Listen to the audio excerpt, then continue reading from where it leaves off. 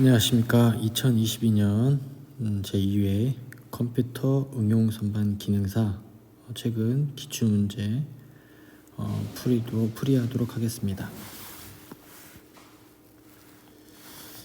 자, 1번을 보시면 열처리에서 재질을 경화시킬 목적으로 강을 오스테나이트 조직의 영역으로 가열한 후 급냉시키는 열처리는, 자, 1번 문제를 보시면 우리가 일반 열처리의 목적을 보시면 되겠습니다. 자, 이 문제에서 가장 중요한 단어는 여기 보면 재질을 경화.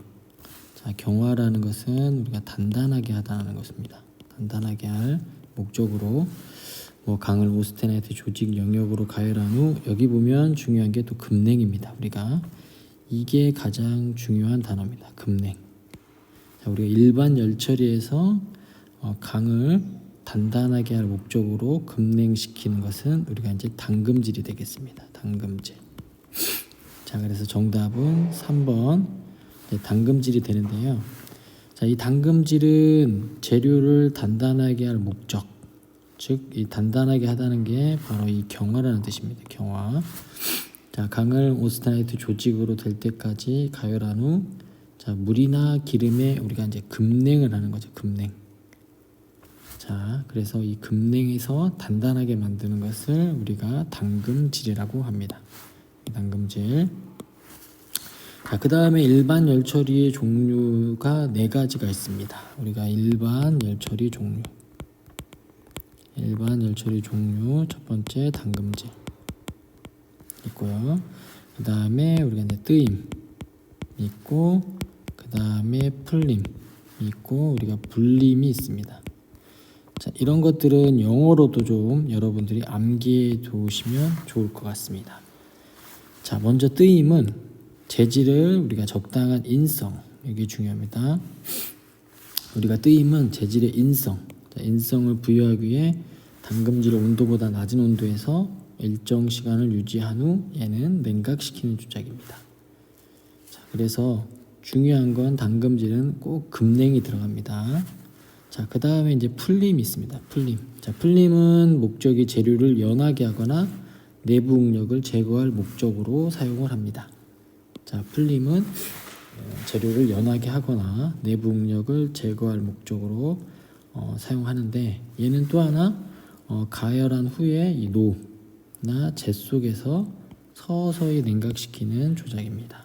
그래서 우리가 이것을 선행이라고도 하고, 이제 노 안에서 냉각시키니까 노냉이라고도 합니다. 자, 그래서 풀림. 자, 그 다음에 이제 우리가 이제 불림이 있습니다. 불림. 자, 불림은 재료의 내부 응력 제거 및 균일한 결정 조직을 얻기 위해서 우리가 하는데, 얘는 공기 중에서 냉각을 시키는 조작입니다. 그래서 얘를 우리가 공냉이라고 하죠. 공냉.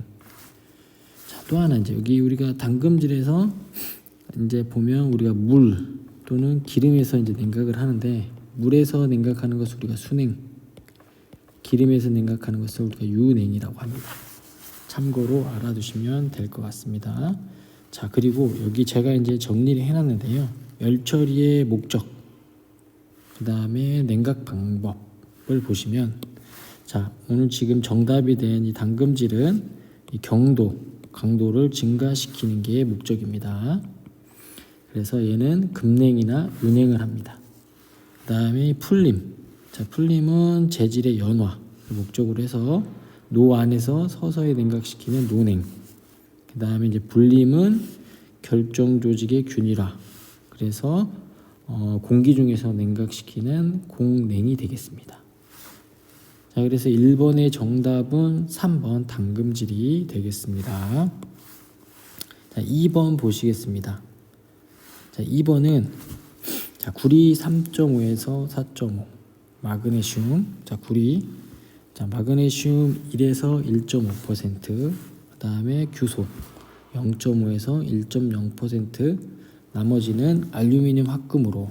자, 여기서부터 중요합니다. 자, 여기서부터 무게를 중요시하는 항공기나 자동차에 사용하는 고강도 알루미늄 합금은 무엇인가 라고 되어 있습니다.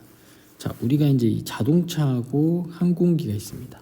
자, 근데 이 자동차하고 항공기를 왜 고강도 알루미늄 합금을 쓸까라고 생각하시는데, 이 자동차하고 항공기는 이제 예를 들어 유류비죠, 유류비. 예를 들어 뭐 항공유라든지 아니면 뭐 자동차로 말하면 기름이나 뭐 경유라든지, 자 이런 것들이 물체가 무거우면 많이 들겠죠. 연비라고 하는 것들이. 자 그래서 가볍게 해야 되는데, 가볍기만 하면 단단할 수가 없고 강도가 중요시 되는데, 그래서 가벼우면서 강도가 있는 우리가 고강도 알루미늄 합금을 씁니다. 그래서 이 자동차하고 항공기의 대표적인 고강도 알루미늄 합금이 바로 두랄루민입니다. 두랄루민. 자 그래서 정답은 일단 두랄루민이 되겠습니다. 자, 정답은 두랄루민인데 여러분도 꼭 암기하셔야 되는 게, 이 두랄루민은 단조용 알루미늄 합금으로 가벼워서 이게 중요합니다. 자, 이게 여기에 보면 키워드가 항공기나 자동차 등에 사용되는 고강도 알루미늄 합금, 항공기나 자동차 등에 사용되는 고강도 알루미늄 합금인데, 여기서 여러분들이 꼭 알고 계셔야 되는 게 알구마망, 즉 조성입니다. 알루미늄, 구리, 마그네슘, 망간. 그래서 알구마망으로 좀 외워주시고, 뭐하고 비교해서 외워주시면 되냐면, Y합금도 알루미늄 합금인데 얘는 알구니마입니다. 그래서 얘는 내열성이 좋아서 내연기관, 실린더 이런 데 많이 사용됩니다. 그래서 Y합금은 알구니마가 되겠고, 두랄루민은 알구마망이 되겠습니다. 알구마망. 그래서 여러분들 이렇게 좀 외워두시고, 두랄루민은 특히 항공기, 그 다음에 Y합금은 내연기관의 실린더에 주로 쓰인다고 여러분들이 기억하시면 될 것 같습니다. 자 그래서 2번의 정답은 두랄루민이 되겠습니다. 두랄루민. 그래서 나중에 여러분들 꼭 기억해 주시면 될 것 같습니다. 자 그러면 3번을 보도록 하겠습니다. 3번. 미끄럼 베어링과 비교한, 여기 구름입니다. 구름 베어링의 특징에 대한 설명으로 틀린 것. 구름 베어링의 특징에 대한 설명으로 틀린 건데요. 먼저 여러분들 정답을 보시면 여기 보면 진동 하중에 강하고 호환성이 없다라고 되어 있습니다. 일단 요것부터가 봐도 틀린 겁니다. 우리가 호환성이라고 하는 것은, 호환성은 뭐냐면 예를 들어 뭐 A 부품에도 사용할 수 있고 B 부품에도 사용할 수 있도록 이렇게 규격화된 것들을 말합니다. 규격화. 예를 들어 여러분들 지금 옷을 입고 있는데 옷 사이즈가 100이다, 뭐 예를 들어 95다, 이런 것들은 우리가 호환성이 있는 겁니다. 호환성. 예를 들어 볼트도, 미터 나사 볼트도 뭐 M10, 뭐 M12짜리 이런 것들이 우리가 호환성이라고 합니다. 그런데 먼저 이제 베어링의 종류에 대해서 조금 알아볼 필요가 있는데요. 우리가 베어링의 종류는 크게 우리가 이제 미끄럼 베어링하고 구름 베어링이 있습니다. 우리가 이제 미끄럼 베어링은 여기 보시는 것처럼 미끌려져 가지고 이렇게, 지금 여기 보시면 이제 베어링 메탈이 있는데 이 베어링 메탈이 여기에 들어가서 이렇게 미끄럼 마찰을 통해서 우리가 동력을 전달하는 역할을 하는데요. 구름 베어링은 말 그대로 구름 운동을 통해서 하는 베어링이에요. 그게 이제 대표적인 게 롤러가 들어간 롤러 베어링과 볼이 들어간 볼 베어링이 있습니다. 그래서 우리가 여기 보면 지금 이제 롤러가 이렇게 들어가 있죠. 얘는 그래서 접촉이 무슨 접촉이냐면 이제 면 접촉, 우리가 이제 선 접촉을 하게 돼 있고, 볼 베어링은 여기 보면 이제 볼이 들어가 있는데 얘는 이제 점 접촉을 하게 돼 있죠. 점 접촉. 그래서 구름 베어링의 대표적인 게 롤러 베어링과 볼 베어링이 있다, 그렇게 보시면 되겠고, 이런 미끄럼 베어링과 구름 베어링에서 가장 큰 차이점이 뭐냐면, 이 구름 베어링은 여러분 이제 나중에 베어링 호칭도 시험 문제에 많이 나오는데 얘는 호환성이 너무 좋습니다. 호환성. 즉 베어링 호칭 지름에 따라서 호환성이 들어가 있기 때문에 호환성이 좋습니다. 그래서 비교한 걸 한번 표를 보시면 자 여기 보시면 충격 흡수. 자 미끄러운 베어링은 유막에 의한 감쇄력이 우수해서 충격 흡수가 좋은데 구름 베어링은 감쇄력이 작아 충격 흡수력이 작습니다. 자 근데 이제 문제에 보시면 구름 베어링의 특징에 대한 설명으로 틀린 것인데 여기 보면 진동 하중에 강하고 호환성이 없다. 자 진동 하중에 강한 건 바로 우리가 이제 미끄러운 베어링이겠죠. 미끄러운 베어링이고 그 다음에 호환성이 없는 것도 미끄러운 베어링이고 자 구름 베어링은 호환성이 좋습니다. 호환성이 좋다. 자, 그 다음에 이제 여러분들 나머지도 한번 읽어보시면 되겠고, 자, 규격화, 호환성 한번 보도록 하겠습니다. 자, 이 호환성, 규격화. 자, 여기 보면 이제 우리가 미끄럼 베어링이죠. 얘는 미끄럼, 얘는 구름. 자, 보면 얘는 자체 제작하는 경우가 많아 규격화가 되기 어렵고, 자, 우리가 구름 베어링은 표준형 양산품으로 호환성이 높다라고 되어 있습니다. 그래서 여러분들이 이 미끄럼 베어링과 구름 베어링의 차이점, 비교점을 한번 보시면 되겠습니다. 자, 그 대신 또 하나 이제 중요한 건 여기 보시면 자, 제가 한번 지워 보겠습니다. 자, 이렇게 지금 볼 베어링이 있습니다. 볼 베어링이 있는데 우리가 이제 볼 베어링의 구성 요소로 해 가지고 문제가 좀 나옵니다. 구성 요소. 첫 번째 이제 볼이 당연히 들어가겠죠, 이 볼. 그다음에 이제 두 번째 이 볼하고 볼 사이의 간격을 유지해주고 잡아주는 게 리테이너입니다. 리테이너. 자, 그래서 이 볼 베어링의 구성 요소에 대해서 물어보는 문제가 나오는 경우들이 종종 있습니다. 자, 그래서 3번의 정답은 3번이 되겠습니다. 자, 4번을 보도록 하겠습니다. 자, 4번 다음 그림에서 W는 300N, W는 300N입니다. 그 다음에 하중이 밑으로 작용하고 있고, 자 스프링 상수 K1이 5Nm고, 그 다음에 스프링 상수 K2가 10Nm라고 할 때 여기서 중요합니다. 이 늘어난 길이는 몇 밀리미터인가? 자, 늘어난 길이. 자, 이 4번 문제의 핵심은 먼저 스프링 상수를 구할 수 있어야 돼요. 스프링 상수. 그게 이제 직렬이냐, 아니면 병렬이냐, 아니면 이 두 개를 합친 조합 베어링이냐.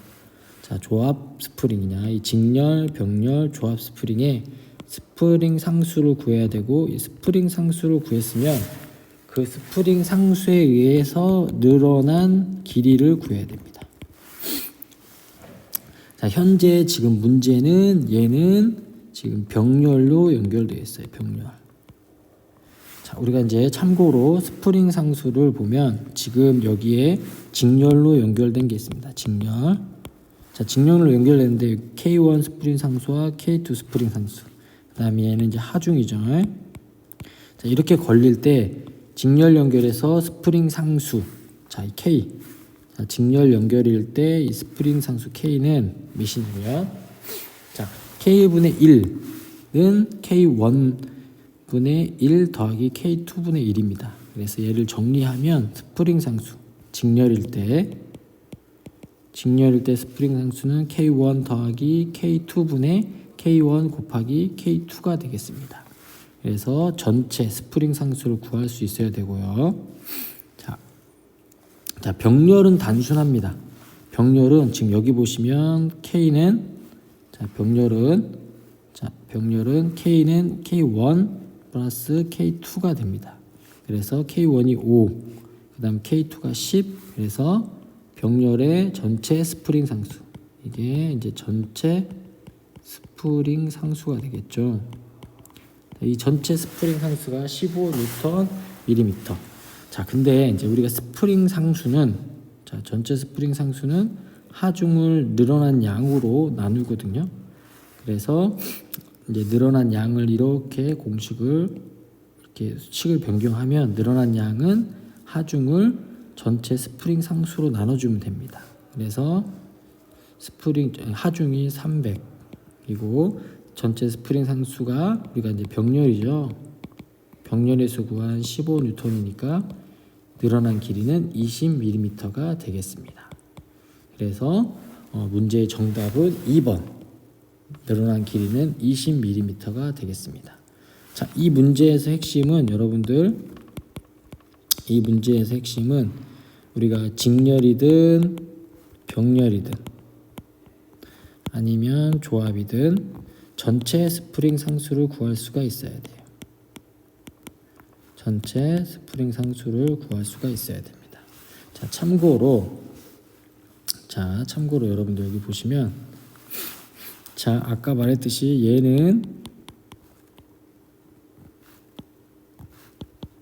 여기가 이제 K1, K2예요. 더블이면 얘는 이제 직렬이 되겠습니다. 직렬. 그 다음에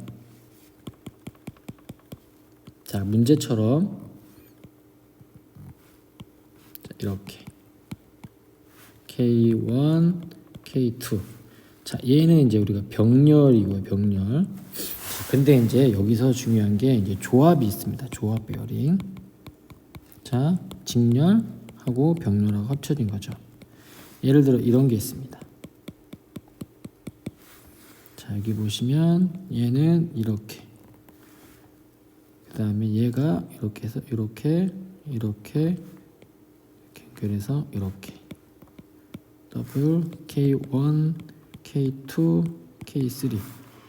자, 이 상태는 뭐냐면, 자, 우리가 이제 조합 베어링인데, 자, 지금 이 K2하고 K3는 직렬 관계예요. 직렬로 구해주시고, 여기서 나온 스프링 상수하고 K1하고 이제 병렬 관계죠. 병렬 관계에서 이렇게 해서 전체 스프링 상수를 구하면 되겠습니다. 자, 그래서 여기서 또 중요한 건, 자, 바로 얘죠. 얘. 자, 우리가 스프링 상수는 하중을 늘어난 양으로, 늘어난 길이로 나눈 거라는 것을 꼭 기억해 주시면 될 것 같습니다. 자, 그 다음에 이제 우리가 6번 한번 풀어보도록 하겠습니다. 6번. 자, 보스와 축의 둘레에 여러 개의 키가 깎아붙인 모양으로, 이게 중요합니다. 여러 개의 키. 자, 여러 개의 키입니다. 키. 자, 이게 우리가 이제 키가, 여러분들 우리가 이제 뭐 자동차 키나 뭐 그런 건 아닙니다. 그렇게 이해하시면 안 되고, 자, 일단 자, 여러 개의 키를 깎아 붙인 모양으로, 이게 중요합니다. 큰 동력을 전달할 수 있다. 자, 큰 동력을 전달할 수 있고, 내구력이 크며 축과 보스의 중심을 정확하게 맞출 수 있는 특징을 가지는 것은 무엇인가? 자, 여기 보시면 이제 우리 키의 종류가 여러 가지가 있는데, 그 중에 가장 큰 동력을 전달할 수 있는 건 우리가 이제 스플라인입니다. 스플라인. 자, 여기 다시 보시면, 자, 축에 여러 개의 같은 키홈을 파서, 자, 축에, 이게 지금 축이죠. 이 축에 지금 여러 개의 이제 키홈을 이렇게 팝니다. 키홈을 여기도 파고 여기도 파겠죠. 자, 키홈을 파서 여기에 한 짝의 보스 부분을 만들어 서로 잘 미끄러져 운동할 수 있도록 한 것을 우리가 스플라인이에요. 자, 여러 개의 키가 들어가니까, 자, 여러 개의 키가 들어가니까 큰 동력을 전달할 수 있고, 그리고 일반 키보다 큰 토크를 전달할 수 있겠죠. 큰 토크도 전달할 수가 있습니다. 자, 그래서 정답은 스플라인인데요. 우리가 이제 키의 종류도, 자, 일단 정답은 4번 스플라인이 되겠습니다. 자, 그 다음에 이제 우리가 키의 종류에도 많이 나옵니다. 일단 그래서 먼저 보면 새들키. 이제 우리가 한국말로 안장키가 되겠습니다. 자, 안장키인데 여기 보시면 축의 키홈을 가공하지 않고, 이게 이제 중요한 핵심 키워드예요. 문제에 이렇게 나오거든요. 자, 축의 키홈을 가공하지 않고 보스에만 테이퍼진 키홈을 만들어 때려 박는 거. 이게 바로 우리가 이제 안장키인데요. 자, 이제 여기 좀 보시면, 자, 우리가 지금, 자, 얘는 지금 축인데, 얘가 지금 축이죠. 자, 축인데 여기에 지금 이렇게 돼 있는 거 보면 키움을 가공하지 않습니다. 그래서 이걸 어떻게 외우냐면 안장키잖아요. 안장키. 우리가 이제 말을 탈 때, 자, 이 말을 타는데 말이 이렇게 이제 안장이 이렇게 돼 있겠죠. 그러면 이제 사람이 여기에 타는데 이 안장에는 이게 키홈이 파져 있다고 생각하고 우리 사람 엉덩이는 키홈을 파지 않잖아요. 이렇게 외워주시면 돼요. 한쪽만 키홈을 판다. 그래서 안장키. 그래서 한국말로 아니 영어로 새들키라고 부릅니다. 새들키. 자, 중요한 건 축에는 키홈을 가공하지 않고 이게 중요합니다. 자, 그 다음에 이제 원뿔키가 있어요. 원뿔키. 자, 얘는 이 원뿔이라는 말이 단어가 꼭 나와야 돼요. 원뿔을 때 박아 고정시킨다. 그게 이제 여기 보면 이렇게 원뿔로 돼 있죠. 자, 그 다음에 이제 반달키가 있어요. 반달키. 자, 반달키의 핵심 키워드는 뭐냐면, 자, 이게 중요해요. 축 강도 약함. 자, 그 말은 꼭 뭐냐면 축에 이런 키움을 많이 파잖아요. 이렇게 깊게 반달 모양으로 파는데 축에 키움을 많이 파니까 상대적으로 많이 가니까 이 축의 강도가 약할 수밖에 없겠죠. 그래서 얘의 핵심 키워드는 축의 강도가 약하다라고 보시면 되겠습니다. 자, 그래서 6번의 정답은 4번이 되겠습니다. 자, 7번 보도록 하겠습니다. 자, 7번. 자, 브레이크 마찰면이 원판으로 되어 있고 원판의 수에 따라 단판 브레이크와 다판 브레이크로 분류되는 것은, 자, 여기서 중요한 핵심 키워드는 원판입니다. 마찰면이. 자, 마찰면이 원판으로 되어 있고 원판의 수에 따라 단판, 다판 브레이크로 분류되는데, 자, 정답은 바로 디스크 브레이크입니다. 디스크 브레이크. 자, 여러분들 디스크 브레이크 어디서 많이 보냐면 자전거. 자, 요즘 자전거는 이렇게 생겨가지고 뽕 이렇게 구멍도 나 있고, 그래서 하여튼 자전거에 요즘 자전거죠. 요즘 자전거, 옛날 자전거 아니라 요즘 자전거는 디스크 브레이크로 되어 있는데요. 여기 보면 디스크 브레이크.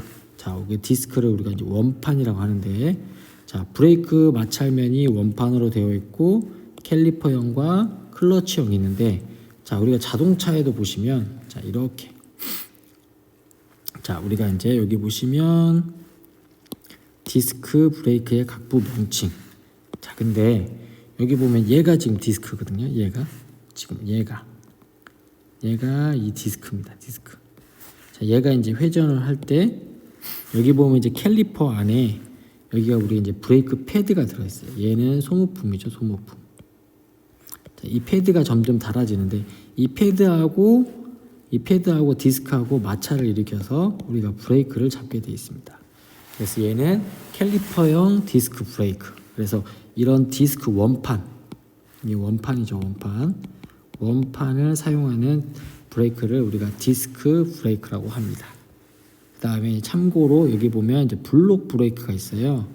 블록 브레이크. 자, 회전하는 브레이크 드럼을 브레이크 블록으로 누르게 한 것으로 브레이크 블록의 수에 따라 단식 브레이크와 복식이 있는데, 자, 쉽게 말해서 여러분들 옛날 자전거, 요즘 자전거가 아니라 옛날 자전거에 보면 우리가 이제 블록 브레이크를 많이 씁니다. 블록 브레이크.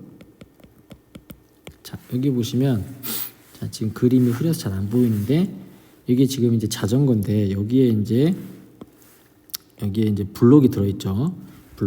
이 블록을 여기서 이제 그 앞바퀴라든지 뒷바퀴 브레이크를 잡으면 이 브레이크가 이렇게 이제 해서 마찰력에 의해서 브레이크를 잡는 게 우리가 블록 브레이크입니다. 자, 그래서 7번의 정답은 4번 디스크 브레이크가 되겠습니다. 자, 8번 보겠습니다. 자, 8번. 자, V벨트. 자, V벨트입니다. V벨트는, 자, 단면 형상에 따라 구분되는데 가장 단면이 큰 벨트의 형은, 자, 우리가 이제 V벨트의 단면은, 자, V벨트의 종류에는 크게 우리가 이제 6종류가 있어요. 6종류. 자, 6종류가 있는데, 자, 이제 어떻게 하냐면 이렇게 암기하시면 돼요. 자, 여기 보면 M형, 그 다음에 A, B, C, D, E형까지 있습니다. 자, A, B, C, D, E형까지 있는데요. 자, 그러면 여기 지금 이 부분 M형을 뺀 얘는 동력 전달용이에요. 동력 전달용.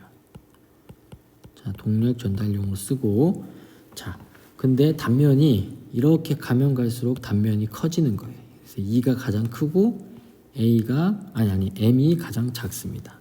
자, 얘가 가장 크고 M형이 가장 작죠. 그래서 여기 보시면 지금 M형, A형, B형, C형, D형, E형이 있는데 E형이 가장 큽니다. 단면이 지금 여기 보시면 단면이 가장 크죠. 가장 크니까 동력도 크게 전달하겠죠. 자, M형은 가장 작아.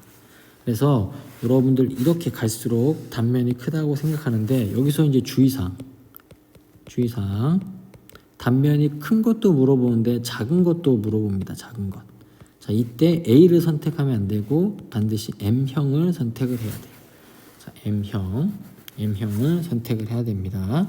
그래서 요거 정도는 좀 암기해 주시면 좋을 것 같습니다. 자, 그 다음 이제 9번 보도록 하겠습니다. 9번. 자, 9번 기계 재료인데, 자, 구리. 여기는 구리입니다. 구리의 60에서 70%의 니켈. 자, 얘는 니켈 함유량을 첨가한 니켈 구리계의 합금이며 내식성이 좋아 화학공업용 재료로 많이 쓰이는 것은, 자, 요거는 여러분 좀 아까 외워두셔야 됩니다. 자, 3번 모넬메탈인데요. 자, 모넬메탈은 구리 60, 그 다음에 니켈 함유량을 첨가한 니켈 구리계 합금이다. 자, 이제 어려운데 이 함유량은 좀 틀릴 수 있어도 니켈하고 구리계 합금이다. 니켈하고 구리계 합금이라는 걸 기억해 주시고, 얘는 내식성이 좋아서 우리가 이제 화학공업용 재료로 많이 씁니다. 내식성. 자, 이제 여기서 이제 여러분들 내식성을 잘 모르는데 단어를, 내식성은 뭐냐면 이제 우리가 부식이 잘 안 되는 거예요. 부식이 잘 안 된다. 녹슬지 않는다.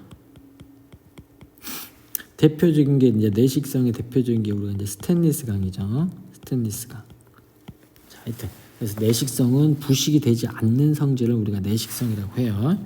자, 그래서 정답은 모넬메탈인데 여기 보면 또 Y합금도 나오죠. 아까 우리 Y합금 여러분들 암기하셨죠? 알구, 니마. 자, 알구니마만 외우는 게 아니라 얘는 어디에 많이 쓰인다? 내연기관의 실린더에 많이 쓰인다. 그 다음에 이제 참고로 아까 했던 두랄루민. 자, 두랄루민은 알구마망이겠죠. 근데 얘는 어디에 많이 쓰냐면 항공기, 자동차. 자, 제가 아까 항공기하고 자동차에 왜 이런 두랄루민 같은 고강도 알루미늄 합금을 써야 되는지 알려드렸습니다. 참고로 보시면 되겠습니다. 그래서 9번의 정답은 3번이 되겠습니다. 자, 그 다음에 이제 10번 한번 보겠습니다. 자, 10번은 이제 우리가 상온 취성인데요. 자, 상온 취성의 주된 원인. 요거 정도는 암기하셔야 돼요. 암기. 상온 취성의 원인이 물질이 있어요. 원인 물질이 있는데 먼저 암기해 보시면 여기는 인이 되겠습니다. 인. 자, 그래서 인을 많이 함유하는 재료에 나타나는 특수한 성질이 바로 상온 취성이에요. 자, 우리가 이제 공부하시면서 많이 나오는 것은 취성은 무슨 성질이냐? 우리가 이제 잘 깨지는 성질이에요. 잘 깨지는 성질. 이걸 잘 깨지는 성질. 이걸 매짐하고 같은 말입니다. 매짐. 자, 그래서 취성은 잘 깨지는 성질. 즉 지금 상온 취성은 상온에서 이 인 때문에 잘 깨지는 성질이죠. 그래서 상온 취성 인. 그래서 우리가 상온 취성의 원인은 인입니다. 인. 꼭 기억해 주시고, 자, 우리가 이런 탄소 강에 함유한 각각의 원소의 영향이 있어요. 규소, 인, 황, 몰리브덴. 자, 이 중에 이제 여러분들이 좀 기억하셔야 될 게 뭐냐면, 자, 아까 방금 전에 문제에 나온 이는 상온 취성의 원인. 자, 상온 취성의 원인이고, 여기 나온 이제 황이 있어요. 황. 황은 적열 취성의 원인이 된다. 라고 꼭 기억해 두셔야 돼요. 자, 우리가 인. 얘는 상온 취성. 그 다음에 황. 우리가 이제 적열 취성. 자, 반드시 취성은 좋은 거 나쁜 거? 나쁜 겁니다. 잘 깨지는 성질입니다. 그래서 10번의 정답은 3번이 되겠습니다.